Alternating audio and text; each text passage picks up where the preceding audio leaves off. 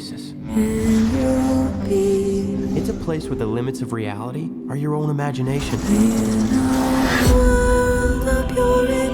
People come to the oasis for all the things they can do, but they stay because of all the things they can be. I'm here talking to all of you now because our future's being threatened.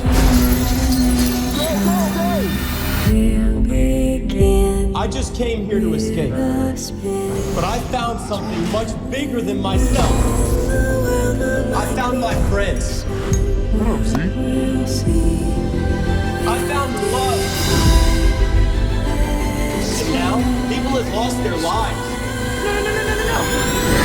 This is war for control of the future.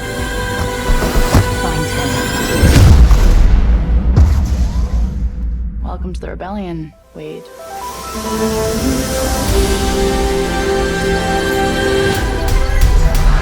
Don't tell anyone who you are. You can't use your real name. Hold on to something. This isn't just a game. I'm talking about actual life and death stuff. What's going on? We're practicing my Mario Kart!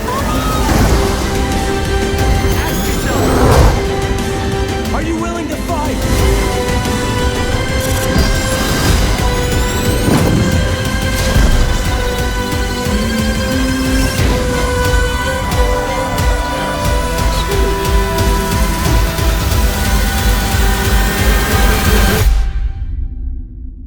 Come with me.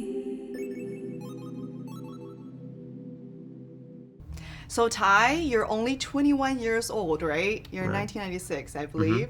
And how did you already get to being in some of the biggest productions like X-Men and also now Ready Player One? This is insane. Yeah, I mean, look, I'm a really lucky guy when it comes to the projects that I've been on and, the people that I've had as mentors who have guided me along the way. But I got started at a very young age, and because of those really supportive, influential role models I had, I think, set a standard and really taught me how to kind of carry myself in this industry as an actor and as a young person who's working in film. Definitely. But you could say the same about Olivia as well. I mean, Yeah, she is. I'm a has-been, I'm a hack. No, you're not. And you've actually been in a lot of thrillers before, right? And Ready Player One is a completely different genre. It's a Yeah. science fiction adventure film. So what attracted you the most about this film? I think that's it. I think it felt like a proper Spielbergian Yeah. adventure, Yeah. in the vein of an Indiana Jones movie. And not only is it jam-packed with 80s references and some of my favourite films, I think it's also about relationships and connecting and Right. the identity struggle that we all face as well. Right. So you were talking about 80s references. We're all 90s kids right here. Did you get any of the references? I got most of them apart from the video game Okay. stuff. yeah. I But when never played. when you read Ernie Klein's book, Ready Player Yeah, One, yeah. or at least when I did, Yeah. I read it a couple times, but in there on every page there's like 5 obscure references Oh, that I don't God. understand. So I'm always like, all right, what is that? Looking Yeah, it so up, like, okay, cool, I understand. just Keep Google reading it. and like, there's another one. Yeah. Oh, it must be a Crash struggle. course. Yeah. So you did a lot of homework. And seriously, Ty, Olivia, you guys are literally couple goals. Artemis and Parzival, right? You guys are couple goals. That and is I hear awesome. the audition process actually had, it was super secretive, and you had a screen test for chemistry with potential leading men. So how Yeah. did that process like? How How did that work there out? was girls and boys that were all mixed together to see who had the best, not romantic chemistry, but just you can have that with people who you're just playing best friends together. If there's something that is quite jarring, then it's not going to work. But there was many tests with other people, and then Ty came in and we did a few scenes together, and we had to do the scene in the Distracted Globe where we have a bit of a dance together as well. Yeah, that scene is so romantic. And it just worked immediately. Yeah. And, I don't know, felt Olivia- very comfortable and Olivia- very easy. And you're a terrific actor, and No, I love I- you so much. I love you too. And I could say all the same about you. I mean, Olivia's got such a, her character is so selfless and is fighting for the greater good of humanity in the film, which is something that I think over the course of the movie my character learns from her. So not only does my character look up to her in the movie, I look up to you in real life because I'm ancient. no, I'm so much older you're an than amazing person, amazing talent. So seriously, Thanks, someone that Ty. I've definitely learned a lot That's from. so cute. I just have one last question, actually. So, towards the end of the film, right, you were asking Halliday, like, so you're not an avatar, what are you? And he left an open ending. So, do you think he's really dead? Like, I was really wondering that. I think a lot of Good. people are I'm too. glad you're wondering that. Yeah, what no do you comment. think? Oh no, come on. All right. I don't know. You don't know. Maybe it's like her and he's gone to a different platform Dimension. that we, as mere humans, don't understand. Yeah. I love that idea. It's a little creepy. So Hannah, oh my God, you look gorgeous. Seriously, you. I So do cannot. you. I'm dying right now just looking at you. But apparently Steven Spielberg is a Game of Thrones fan. So do you think that helped a lot in you getting the part? I actually spoke to Stephen, and he was actually a real fan of Black Mirror. He was a real Yeah. fan of Black Mirror of Black mine, Mirror the too. playtest episode. And I mean, I am so honored that Stephen, is commenting on any of my work that he's seen Right, before. right.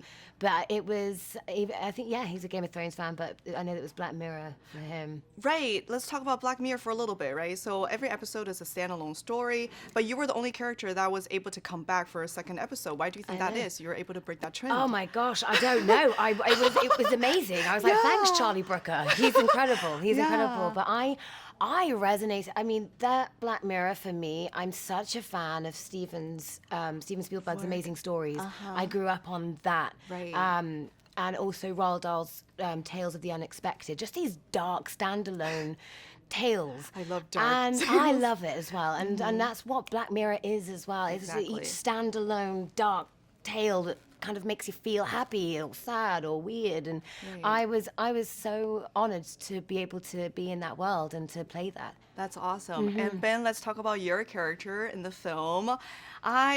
I'm pretty sure I'm not the only one. A lot of people hated you from the film because, I mean, what was the backstory of your character? In the beginning, you were so vicious and obnoxious, but towards the end where you were about to shoot Wade, but then you had a moment of realization. What was that about?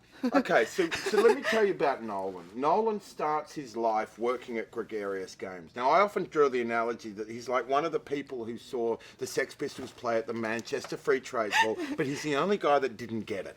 He's the only guy that thought that the point of it then is to go out and sell Sex Pistol t-shirts, you know, rather than actually start a band of his own or be creative in some way. He's the guy that just wants to make the cash from it. Okay. So he's an outsider at Gregarious Games. Right.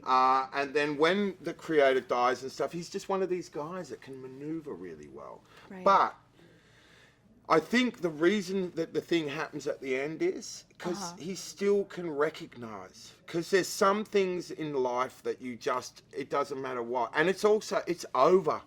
It's over. You know, it happened. realize it too. And it's kind of like, well, there it is, you know? Oh, there it is. Right. And what was the relationship between the two characters? I feel like there was some sort of power struggle there.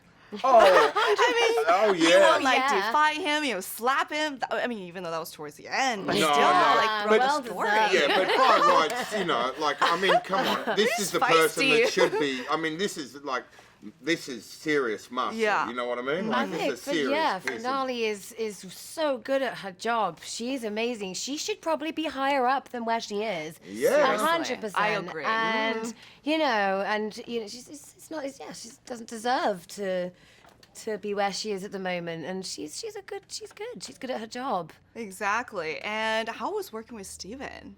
That's It was incredible, very right? disappointing. I mean, I just thought, I God. expected more. You're gonna be I bad. expected him to turn up, you know, prepared and knowing what. And I felt like, you know, we were all ready, and then we'd have to wait and wait, God, and he'd just Ben. come up with some genius shot or other. Okay, yeah, that's what you want to do. That's how you want to do it. Okay, yeah, sure, it's your dime, buddy. You know. Do you feel the same, Hannah? Let's not get banned from Hollywood again. It was amazing. It was Yeah, amazing. I'm yeah. still pinching myself. I'm still Yeah. pinching myself. Want me You to do know, it? and I won't stop pinching myself for the rest of my life. And it's amazing. It's inspiring, and it's just exciting. It was fun to work with Steven Spielberg. It was so much fun. Yeah. Yeah. That's awesome. Thank you so much, Hannah, Ben. Citizens of the Oasis. Like many of you, I only came here to escape. But I found something much bigger than just myself. Are you willing to fight? Might as well jump! This is war. Find it. Welcome to the rebellion.